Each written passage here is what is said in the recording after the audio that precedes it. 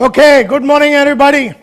My name is Tiger Santosh Nair और मुझे बड़ी खुशी है कि आज यहाँ पर मैं एक बहुत ही जबरदस्त टॉपिक लेके आपके सामने आया हूँ और इस टॉपिक का नाम है the death of an entrepreneur. एक एंटरप्रेन्योर की मौत, the death of an entrepreneur. और मेरे को बड़ी खुशी है कि सुबह सुबह सैटरडे के दिन ऑन द 29th ऑफ अगस्त आप लोग ये फ्रीडम मंथ में I can see Ankur Goyal out there. Thank you very much Ankur for coming in. I can see Darshan Singh, I can see Parminder Singh, I can see Renuka Dhobi and Nitesh Srinivas. And बहुत खुशी है कि आप लोग सब लोग यहाँ पर आए हैं। राजेंद्र दफ्तरी, आई can C Pankaj Singh, I can C Santosh Sen. And मेरे को ये बताइए माय डियर फ्रेंड्स, आप लोग यहां पर क्यों आए हैं? जल्दी जल्दी बताइए कि आप लोग यहां पर क्यों आए। Good morning, good morning, good morning everybody. Thank you very much. या गुड मॉर्निंग। आप लोग मेरे को ये बताइए कि आप लोग यहां पर क्यों आए हैं, या जल्दी से बताइए, जल्दी जल्दी जल्दी बताइए। ओके, सत्य प्रकाश जी बोल रहे हैं मैं यहां पर आया हूं ट्रांसफॉर्मेशन के लिए। आलोक जी बोल रहे हैं सीखने के लिए। रविंदर जी कह रहे हैं कि लाइफ को चेंज करने के लिए, to learn something, the thought process of changing, how to retain people, how to grow the business, business में जिंदा, बिजनेस में जिंदा कैसे रहना है, लाइफ को कैसे चेंज करना है, become successful, become an entrepreneur, successful entrepreneur बनने के लिए। मुझे बड़ी खुशी है, आज 35 साल हो गए मेरे को इस इंडस्ट्री में, 35 इयर्स लोगों को ट्रांसफॉर्म करते हुए। और आज मैं एक सब्जेक्ट का नाम लेने वाला हूं जिसका नाम है the death of an entrepreneur, एक एंटरप्रेन्योर की मौत। एंड ये अगर आप देखेंगे इधर लिखा हुआ रेस्ट इन पीस, बहुत सारे एंटरप्रेन्योर्स की मौत हो चुकी है। वो रहने दो, उसके बारे में बाद में बात करते हैं। मेरे को ये बताइए, एक एंटरप्रेन्योर की मौत, एंटरप्रेन्योर को दूसरा वर्ड्स अगर यूज करें, उद्यमी भी बोलते हैं। एंड एक उद्यमी की मौत, हम ये बात करने वाले हैं आज। The death of an entrepreneur, एक एंटरप्रेन्योर की मौत, एक उद्यमी की मौत हम बात करने वाले हैं। बट बिफोर वी स्पीक, इसके पहले कि हम डेथ ऑफ एन एंटरप्रेन्योर के बारे में बात करें, मेरे को बताइए why are we here, why are we here. तो कई लोगों ने कहा हम लोग यहाँ पर सक्सेस का फॉर्मूला सीखने के लिए आए हैं, we want to become a millionaire और बिलियनेयर बनना चाहते हैं, कुछ सीखना चाहते हैं, एंड यहाँ पर लिखा सर मैं यहाँ आया हूँ स्मार्ट एंटरप्रेन्योर बनने के लिए, स्मार्ट एंटरप्रेन्योर बनने के लिए। कोई लिख रहा है कि हरीश पंचाल लिख रहा है, I love listening to Nair sahab, तो thank you very much. Fast mover बनने के लिए, फास्ट मूवर बनने के लिए, फॉर रीबर्थ आया है। ये विपिन अग्निहोत्री बोलता है मैं तो पुनर्जन्म के लिए यहां पर आया हूं। फॉर मयंक गुप्ता बोल रहा है फॉर अ माइंडसेट। तो मेरे को बताइए व्हाई आर वी हियर। आपने मेरे को बता दिया, लेकिन मेरा क्वेश्चन एक और आगे है, why are we here in this world as entrepreneurs, as entrepreneurs. इस दुनिया में हम एज एन एंटरप्रेन्योर क्यों हैं?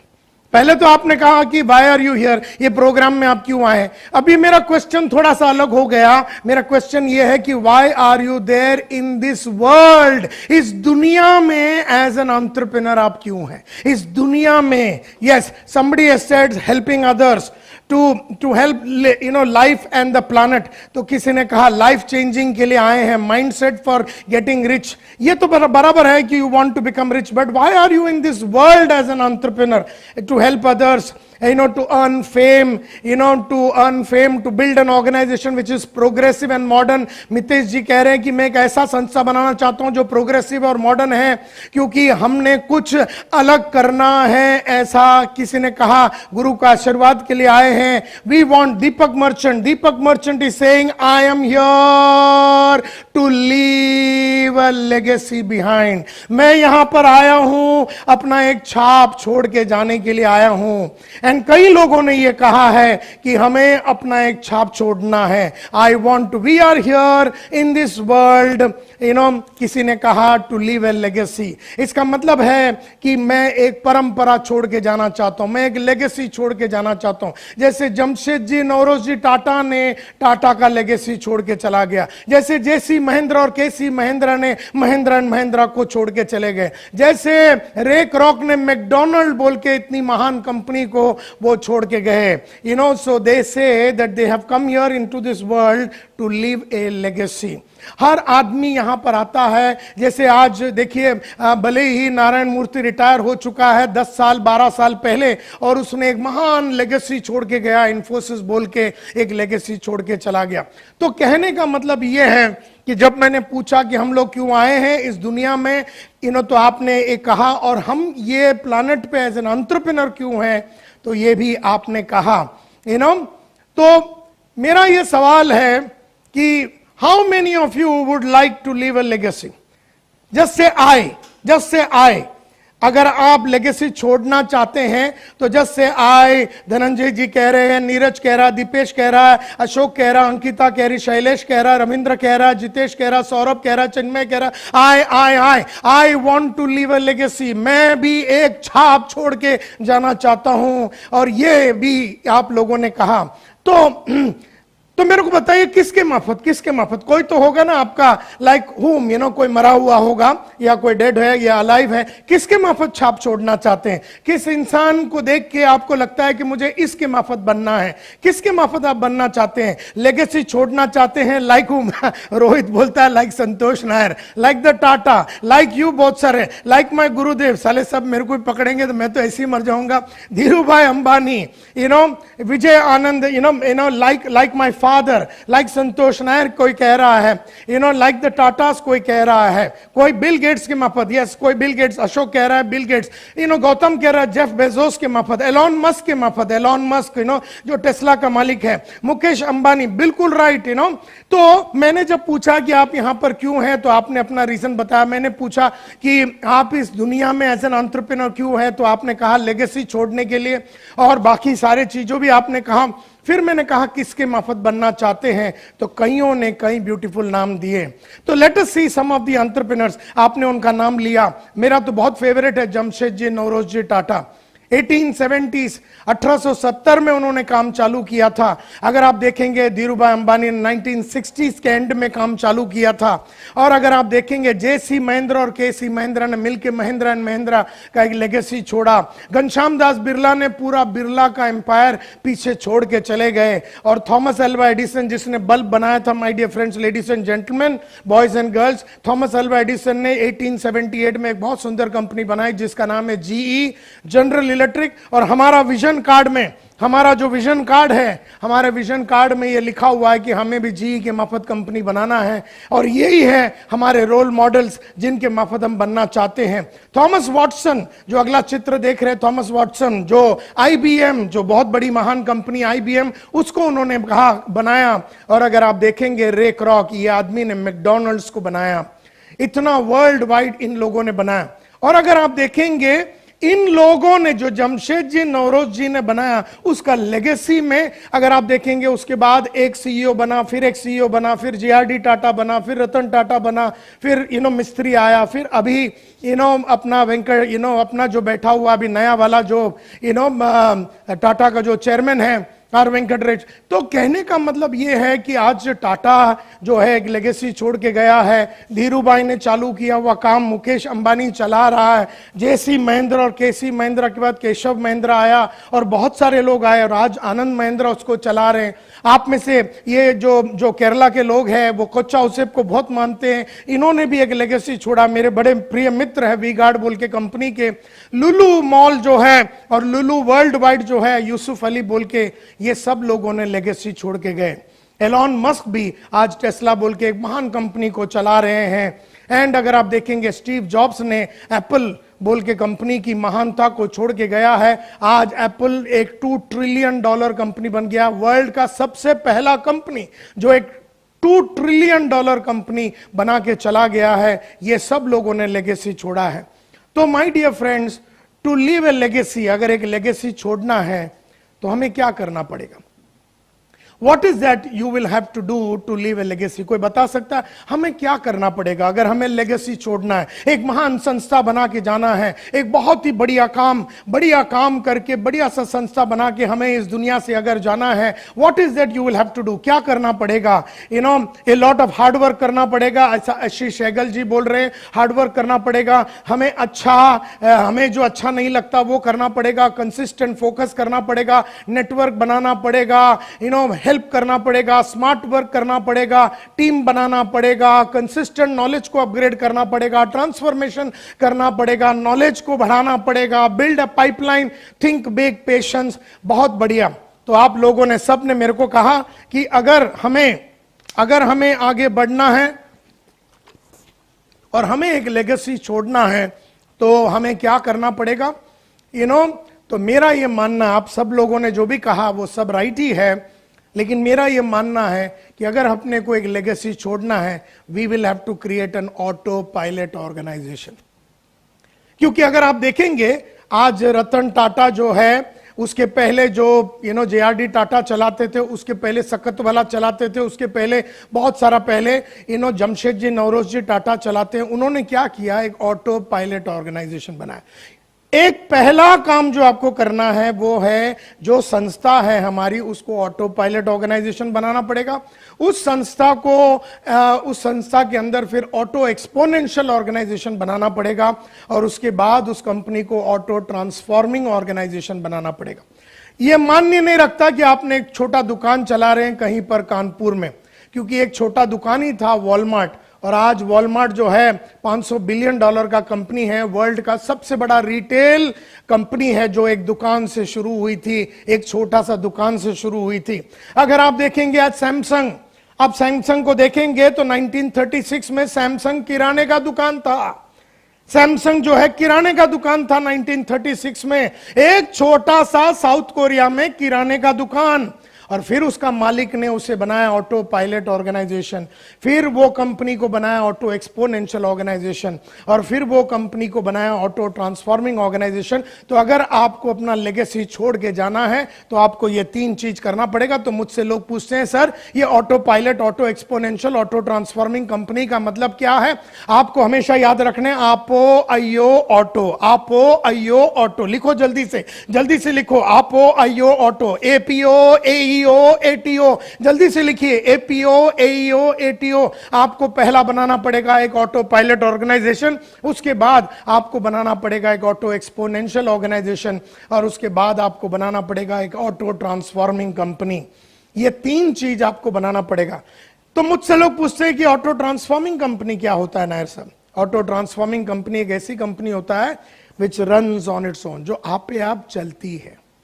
आज आप देखेंगे महिंद्रा आपे आप चलती है। उसमें आनंद महिंद्रा को अगर आप और हमने मिलकर अभी गोली मार दिया 1 घंटे में, तो भी महिंद्रा चलता ही रहेगा।